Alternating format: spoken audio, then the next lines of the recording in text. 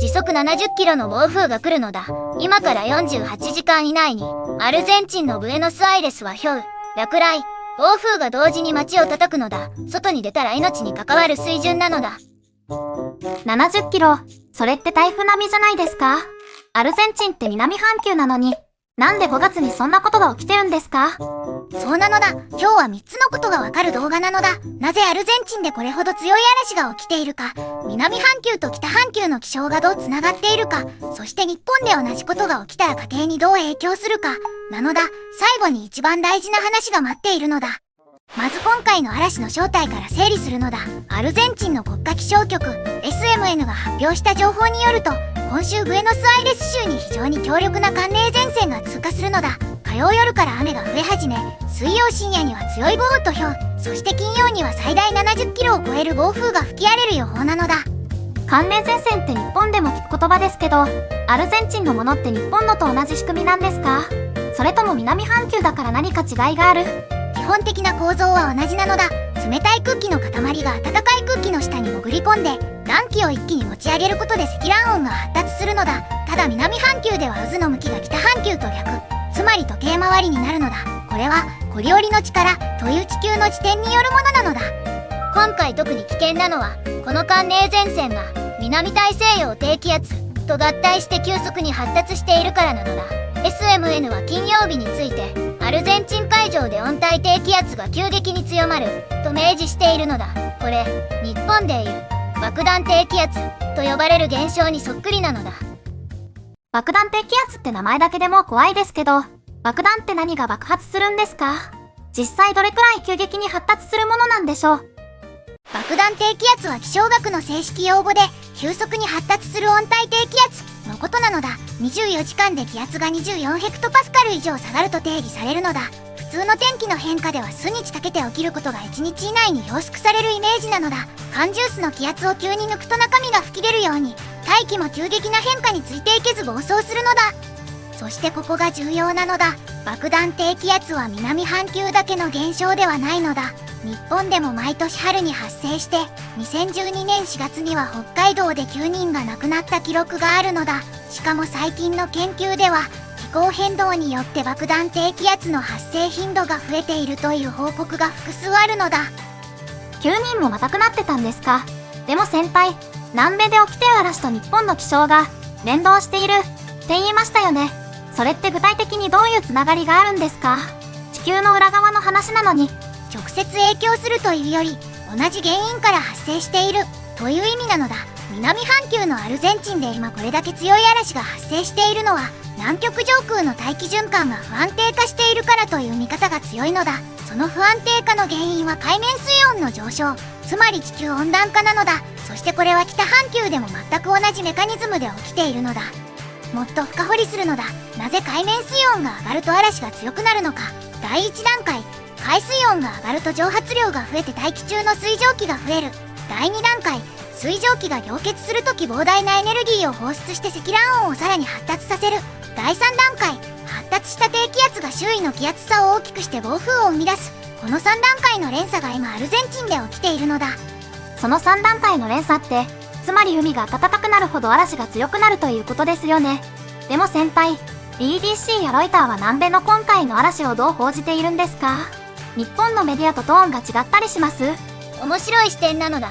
今回アルゼンチンの LA ナシオンが詳細な避難情報を出しているのに対し、国際メディアはこの嵐をほとんど大きく扱っていないのだ。西半球のニュースが欧米メディアで地域ニュースとして軽く扱われる傾向を表しているのだ。でも気象科学の観点からは、今回の嵐が示すシグナルは地球規模で重要なのだ。そこが報道と現実のギャップなのだ。ここまでを整理するのだ。アルゼンチンでは時速70キロの暴風、ひょう、落雷が同時発生する強力な嵐が迫っている。その原因は爆弾低気圧と海面水温上昇の連鎖。そして同じメカニズムが日本でも働いているのだ。次はこれが日本人の生活に具体的にどう直撃するか話すのだ。日本への影響を具体的に見ていくのだ。まず知っておきたいのは、日本はすでに爆弾低気圧の被害が増加傾向にあるということなのだ。気象庁のデータでは、1990年代と比べて2010年代以降の強い温帯低気圧の発生数が約 1.4 倍に増えているのだ。特に春と秋に集中しているのだ。1.4 倍ですか。そうなると、私たちの日常生活で具体的に何が変わってくるんでしょう。住んでる場所によって影響の大きさも違いそうですし。家計への直撃から話すのだ。まず農業被害なのだ。氷や暴風で農作物が1回被害を受けると、野菜の卸値は平均30、50% 跳ね上がる傾向があるのだ。実際2021年の春の爆弾低気圧後、北海道産キャベツの東京での卸値は一時2倍近くになったのだ。1玉200円が400円になった計算なのだ。次に住宅被害なのだ。70キロの風がどれほど危険か。飛来物による窓ガラスの破損は修理被害値3万、10万円。屋根材が剥がれると修理に50万、200万円かかることもあるのだ。火災保険で風災特約をつけていれば保証されるが、つけていない人は実費負担になるのだ。一度点検してみることをお勧めするのだ。修理費200万円は想定外の出費ですよね。でも先輩、それって備えておけば防げる損失ですよね。今すぐできる対策って何かあるんですか？逆にこれだけやっておけば大丈夫みたいなことが知りたいです。紬に逆に聞くのだ。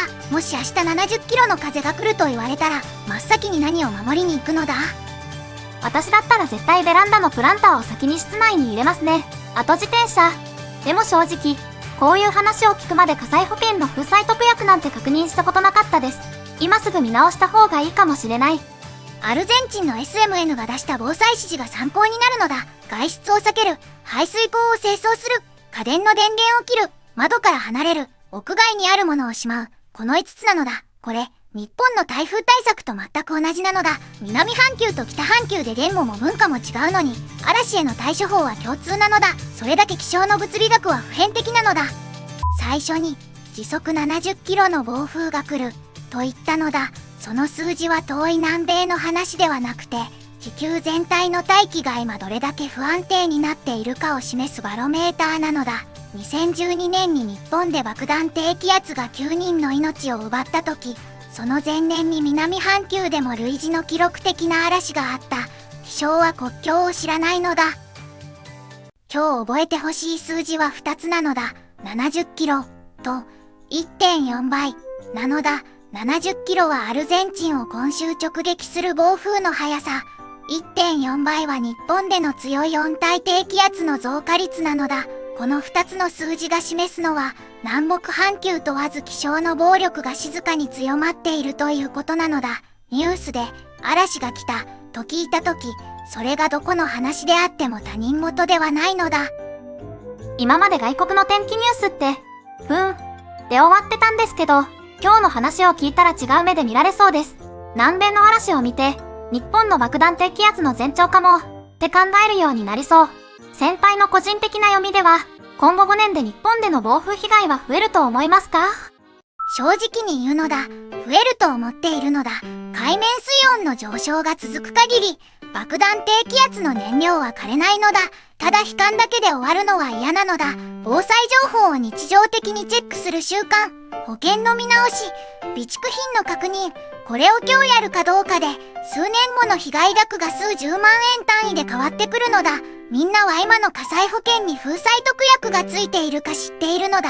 コメントで教えてほしいのだ。明日は世界の気候異常をまとめて扱う予定なのだ。チャンネル登録と高評価で待っててほしいのだ。また明日、なのだ。